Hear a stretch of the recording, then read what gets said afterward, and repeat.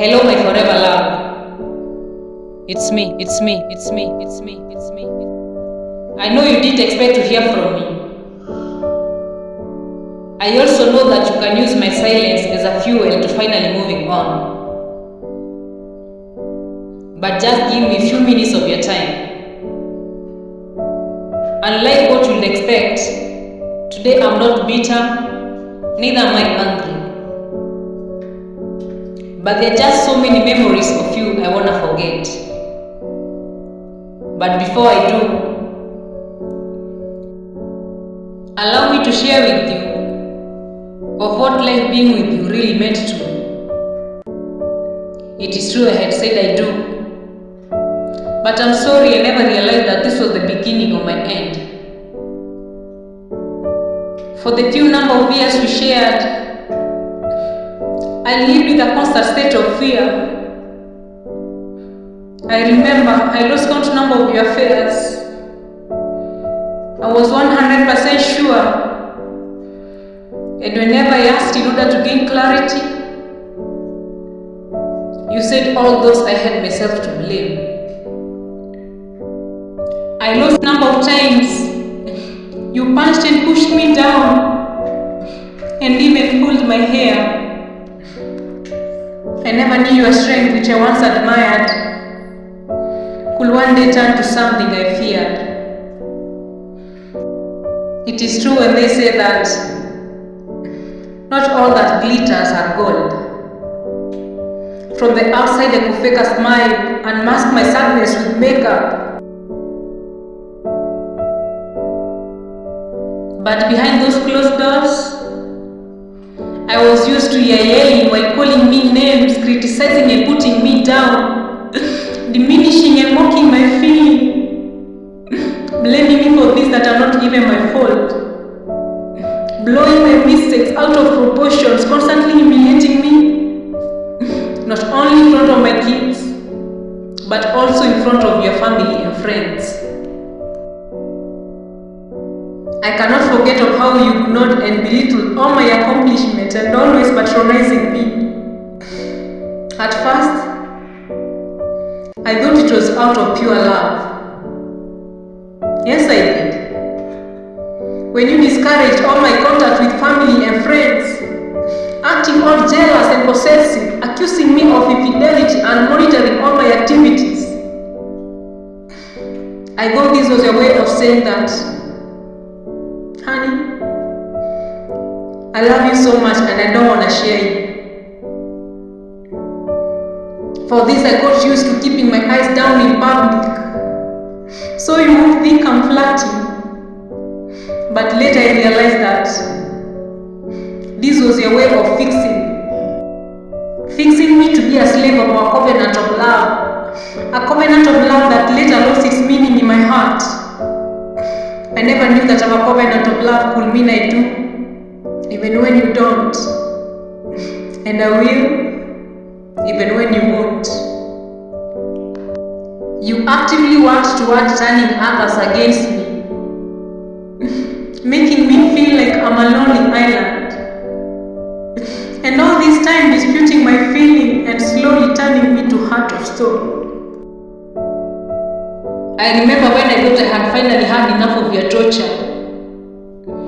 You had the guts to read me Titus chapter 2 verse 4 and 5 in the Bible, reminding me of how I should always love you, be self-controlled, pure and kind, without forgetting to be a submissive wife to you. I know I never said goodbye to you, but this is because I died long time ago, even before I took my last breath. Pain was the only thing that constantly reminded me that my heart might be dead, but my flesh was still much alive. For 1,000 times I wished I had never met you. Then there would be no need for loving you, no chance for your heartbreaks, no chance for everything you did to make me feel like I'm absolutely nothing.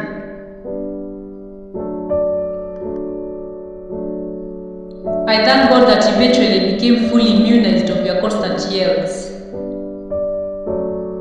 And ever since then, I suddenly went deaf to your critics and numb to fight back with my words. But what you didn't care to understand was that my silence meant that I was tired of fighting when there was nothing left to fight for. My silence meant that I had no more energy of explaining myself to you. My silence meant that I was tired of crying myself to sleep.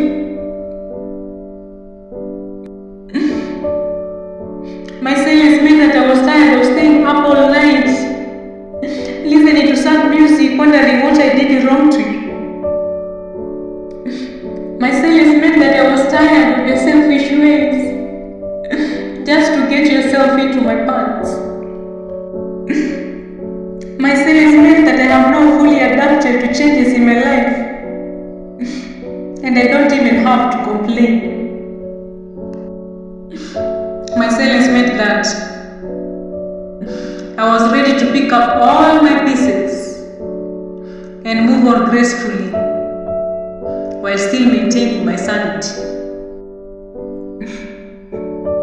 My silence meant that I was now on a healing process where I was trying to forget everything I have ever wanted from you. Believe me, my love, all this time I still loved you. All this time I still cared for you. All this time my body, my mind and everything in me still longed for you. But later, I stopped trying to catch your attention. I stopped getting jealous. I stopped trying to make you love me as I did. I stopped crying and trying to run after you in circles.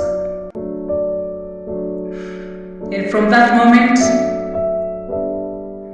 all your hurtful word could never shatter my confidence. Now that I'm gone forever, I hope that you're finally happy. I hope that you're finally free of having to deal with my constant tears caused by my bleeding heart.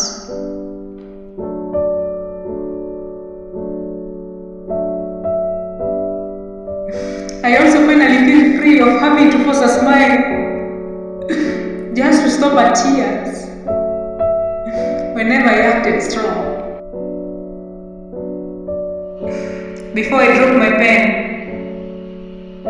I have one question for you, my forever love. Why did you put red roses on my grave while you know red roses symbolizes love? And love is exactly what you never gave me when I was alive. I knew I was far from perfect,